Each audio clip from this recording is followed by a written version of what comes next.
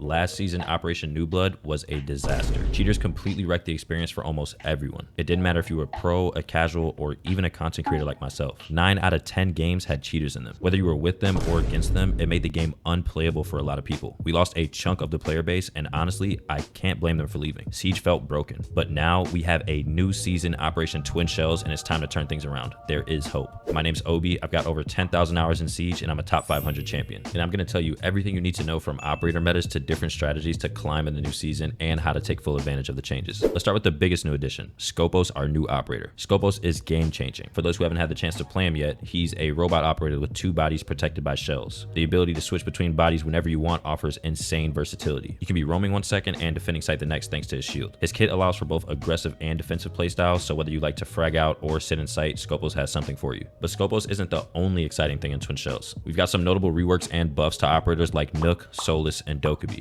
Nook's buff makes her silent footsteps almost infinite unless you sprint or shoot, which opens up huge potential for watching flanks or hitting the other side. And Solus has received slight tweaks to her gadget, making her a better intel gatherer on defense. There are also some quality of life improvements like drone boost, which lets you speed up your drones to gather intel faster. Then there's the after action screen, which gives you a clear breakdown of your performance after each match. And for those of you who like to stay productive between games, the shooting range during matchmaking lets you practice your aim while waiting for matches to start. All these changes are designed to streamline your gameplay and make Siege feel more responsive. Now, I know a lot of you are probably worried about the same issues we had last season, cheaters. The good news is with every new season, we get a bit of a grace period because cheat providers need to update their software to work with the new patches. This means that at least for the first week or two, we'll see significantly fewer cheaters. You've got a window of opportunity here to grind out some serious rank games before things potentially go downhill again. And that actually brings me to my first major tip: play a lot of games early in the season. The first week of the season is prime time to grind. There are fewer cheaters, which means cleaner matches, but we have to remember that matchmaking is more chaotic because everyone's resetting to the same rank. You could end up against complete newbies who are still figuring out the basics, or you could face pro players who are grinding out their early placement matches. But losses early in the season actually don't hurt that much. You're only going to lose about 8 elo per game, but if you win, you're gaining 100 plus elo or more. This imbalance means that even if you lose a few games, it's no big deal. Winning even a handful of matches will put you in a much better position as the season progresses. So make sure you're stacking with teammates you trust. Solo queue is always a gamble, but at the start of the season, it's even riskier. Play with people you know are reliable and who have good communication. The goal here isn't just to win, but to create a stable environment where you can consistently improve and climb before cheaters come back. And I think one of the most underrated aspects for you winning this season is warming up before jumping into ranked matches. With the new shooting range available during matchmaking in this new season, there's actually no excuse not to take the time to just sharpen your aim quickly before the ranked game begins. Even just 10 to 15 minutes of focused warm-up over time can drastically improve your reaction times, headshot accuracy, and overall mechanical skill. Think of it kind of like preparing for a competition. Do you think a professional athlete would ever jump into a game without warming up? The same principle applies here. The shooting range allows you to fine-tune your sensitivity, practice tracking, and get comfortable with different weapons, giving you an edge in these early ranked games. Another key benefit of warming up in the shooting range is the ability to stay productive between games. Instead of scrolling through your phone while waiting for matchmaking to do its thing, you can use this time to keep your aim sharp. The new shooting range while matchmaking feature ensures that you're never sitting idle, which not only keeps you engaged, but helps you build muscle memory. Over time, this consistent practice will lead to better performance in ranked sessions. With aim being such a crucial part of Siege, there's really no reason not to warm up because it's free improvement every single time you play. Now let's talk about operators. With Operation Twin Shells, we're seeing a shift in the meta. Certain operators are going to give you a better chance of winning consistently, especially as you climb higher in the ranks. On attack, 2 operators stand out completely: Montagne and Blitz. Shields are overpowered right now. I know it's super frustrating, but it's also the best tool you have. Using these shield operators are literally human drones. They soak up bullets and damage while also providing intel for the team. Montagne in particular is great for locking down key areas of the map, forcing defenders into awkward positions where they're easier to kill. And Blitz, on the other hand, is perfect for rushing and disorienting defenders, making him a nightmare to deal with if you're not prepared. Next up is Nook, and honestly, her buff has made her an absolute menace. Her ability to cloak for as long as you want unless you sprint or shoot lets you bypass enemy cameras and roam around the map undetected. This makes her an ideal choice for flanking and lurking, 2 strategies that can easily turn the tide of a round. You can literally turn Nook's ability on and sit under a camera for the entire round without the enemy knowing. And when talking about the defender meta, we've got some key operators that you should be abusing if you want to rank up quickly too. Tubarão is one of the most underrated defenders right now. His ability to freeze walls and hatches is incredible for denying attackers access to key areas. Pair him with the Bandit or Mute and you've got a setup that makes it nearly impossible for attackers to get through. Then we have Mira, and she's always been strong, but her ability to apply pressure on attackers trying to rush site is invaluable. Her black mirrors give defenders the vision they need to hold off aggressive pushes and plan counterattacks. Valkyrie is another must pick in this season. Information is king in Siege, and Valk's cameras allow you to keep eyes on the entire map. Place your cameras in creative spots and you'll have all the intel you need to make smarter plays. She's particularly useful for getting C4 kills or giving accurate information for your team. Trap operators have always been pretty good, but Fenrir and Melusia are your go-to two trap operators for this season. Both of these operators slow down attackers and give you the information you need to make plays. Whether it's preventing a rush or forcing attackers to push into your traps, these operators give you the upper hand in terms of map control and time management. They're especially effective against teams that like to split push or apply pressure from multiple fronts. And this next one is pretty simple. Ban maps you don't want to play. Don't get on TikTok in prep phase and forget to ban a map and leave it up to Willy the random. If you don't want to play a map, or you think a map is shit, or you are shit at it,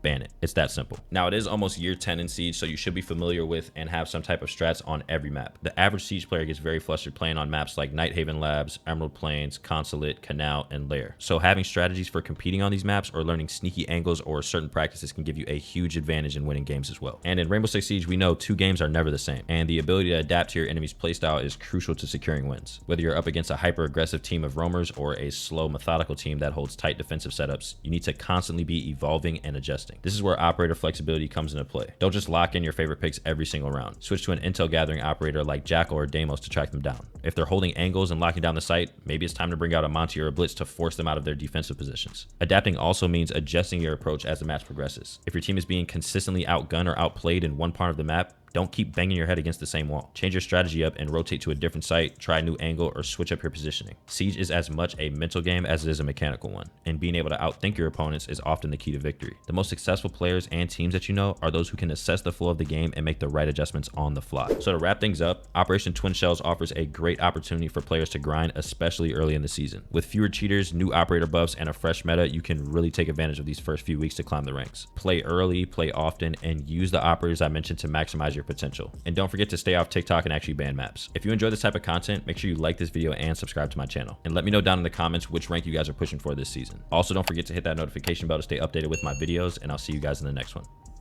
Peace.